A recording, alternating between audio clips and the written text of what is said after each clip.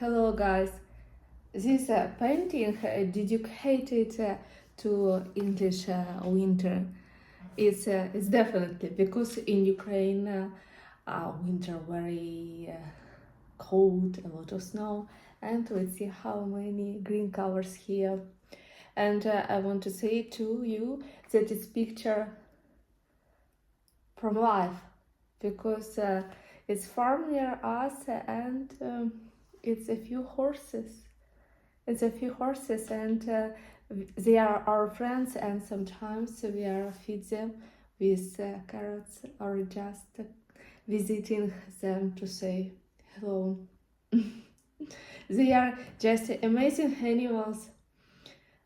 My family had a horse when I was a kid and I remember it was nice. But now we are dreaming about the donkey. So maybe one of next my paintings you will see some little cute donkey. Do you like animals? Which is your favorite? In my paintings a lot of animals, especially cats. Especially cats.